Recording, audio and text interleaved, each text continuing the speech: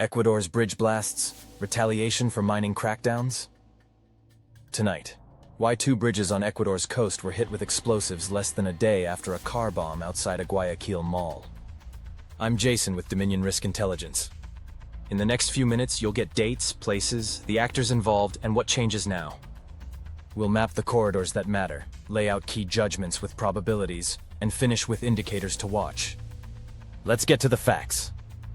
On Tuesday night, October 14th, 2025, local time in Ecuador, a pickup-style vehicle exploded near Mal del Sol in Guayaquil. One person was killed, and at least two were injured. Police and bomb techs found a second vehicle with explosives nearby and neutralized it. Airport area access was tightened, and traffic around the mall was restricted while investigators worked the scene.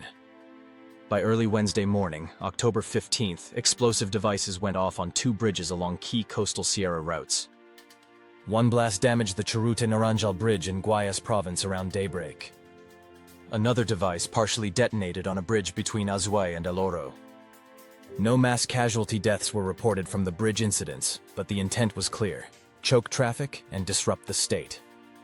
Ecuador's interior and infrastructure ministers framed the bridge attacks as retaliation for a major military operation 2 days earlier, on Monday, October 13th, that destroyed illegal mine entrances in the Buenos Aires sector of Imbabura and resulted in multiple arrests, including Colombian nationals tied to dissident FARC networks.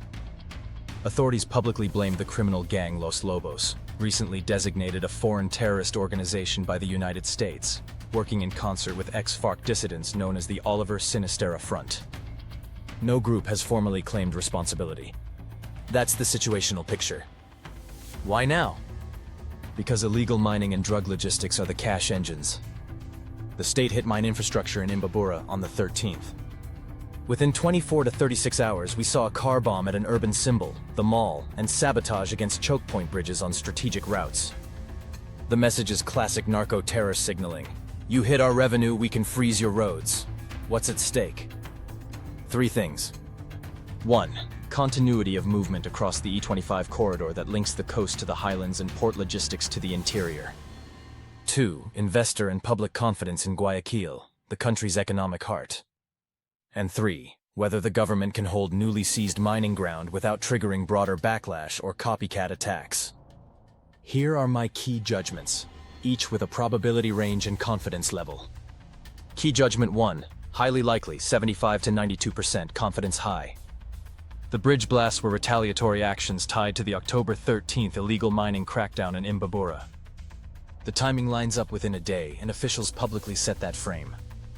Key judgment 2, likely, 55 to 74%, confidence moderate. Los Lobos coordinated with Oliver Sinisterra elements to execute these actions. Authorities cite both. Arrests include ex-FARC links. Caveat: no group has claimed responsibility, and forensic attributions are still pending. Key judgment 3, highly likely, 75 to 92%, confidence high. Expect heightened raids, roadblocks, and EOD sweeps around Guayaquil, Naranjal, and along coastal corridors over the next 1 to 2 weeks, as the state leans into the terrorism framing and seeks to reassert control. Key judgment 4, roughly even, 45 to 54%, confidence low. Additional IEDs against infrastructure, bridges, toll booths, ferry crossings, within the next 30 days. The tradecraft appears tuned for disruption more than mass casualties, but copycats and escalation are a risk. Key judgment 5, unlikely, 25 to 44%, confidence moderate. A near-term mass casualty attack against soft urban targets in Guayaquil. Rapid EOD response neutralized a second device at the mall, and recent target selection prioritized choke points over crowds. What's driving this? 4 factors. First, supply and financing. Cocaine flow through Guayaquil's port ecosystem and illegal gold mining in the Andean foothills are core funding streams. Shut a mine, hit a ledger. Second, alliances. Los Lobos' external ties, historically including CJNG in Mexico, improve logistics and explosive know-how.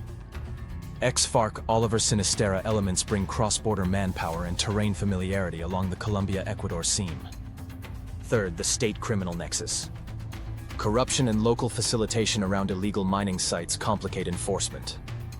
When authorities destroy tunnels and seize equipment, networks retaliate to raise the political and economic cost. Fourth, terrain and corridors. Bridges on the Coast Sierra routes, especially the E25 segment near the Churut wetlands, are high leverage points. A single blast buys hours or days of disruption without the complexity of penetrating hardened urban targets. Here's the timeline, D3 through D+3, all local time in Ecuador. D3, Saturday, October 12th. Security forces posture for a major operation in the Buenos Aires mining zone of Imbabura. D2, Monday, October 13th. Army and Air Force teams destroy illegal mine entrances.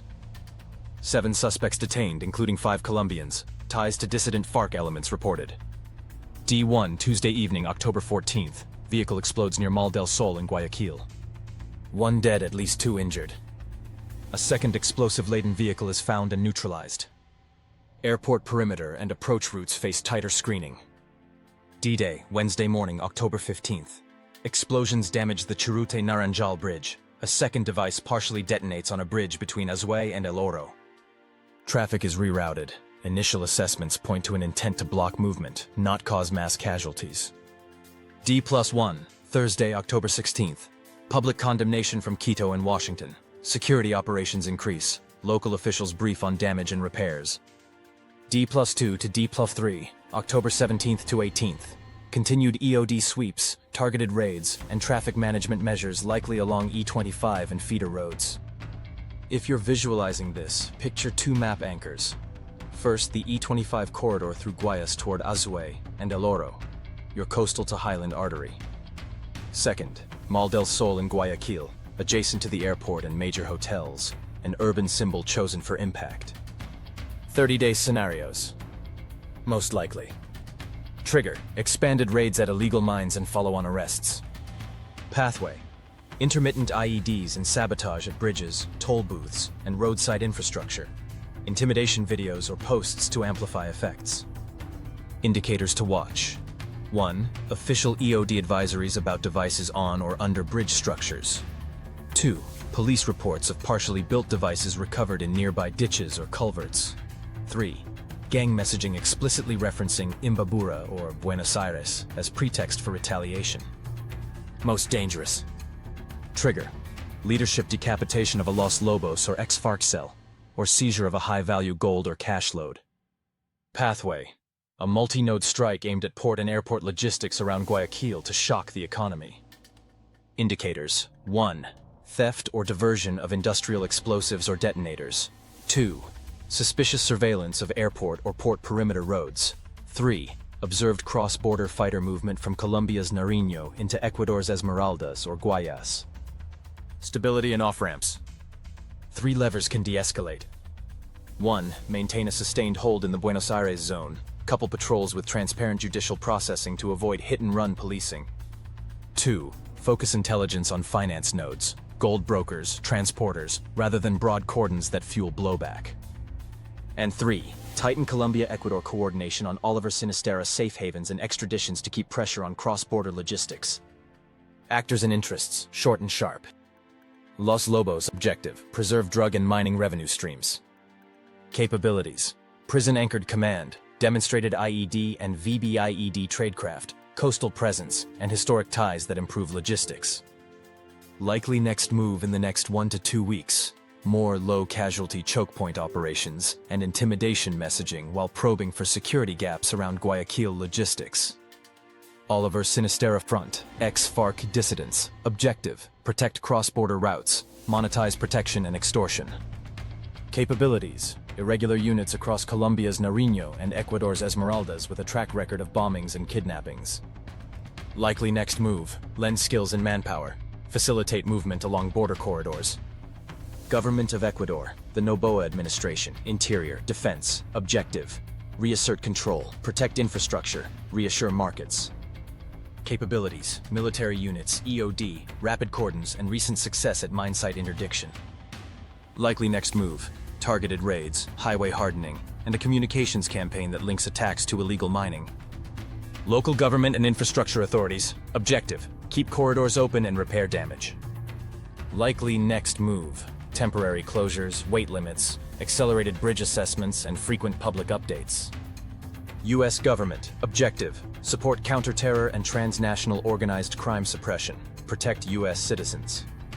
Likely next move: advisories, intel sharing, and potential funding or equipment to support Ecuador's posture.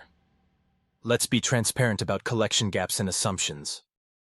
We don't yet have full forensic details on the devices, the precise command structure for these specific attacks, or the sourcing of explosives. Authorities have publicly blamed Los Lobos with support from ex-FARC Oliver Sinisterra, but no group has claimed responsibility. If forensics point to copycats, protest-linked actors, or a different network, some of these judgments could shift. Another assumption: that the state maintains tempo in Imbabura. If momentum stalls or overreach triggers backlash, targeting could pivot towards softer urban sites. Indicators to watch in the next 2 to 4 weeks.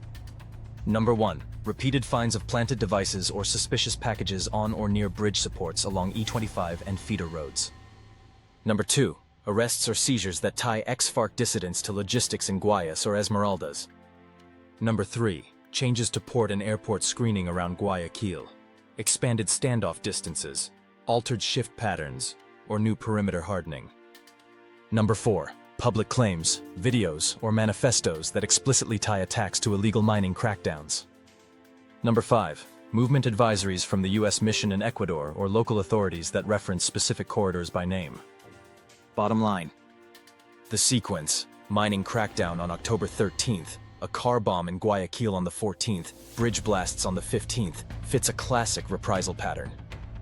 The attackers prioritized economic disruption over mass casualties, signaling leverage over roads and logistics more than a desire to slaughter civilians. Expect more pressure along choke points as the state leans into raids. The fastest way to bend this curve is to hold the mined terrain, target the money, and tighten cross-border cooperation on the Oliver Sinisterra axis. If you found this useful, the full source list and maps are in the description. I'm Jason. This has been a Dominion Risk Intelligence readout on Ecuador's coordinated bombings, Guayaquil, Naranjal, and the E25 corridor. Stay safe and stay informed.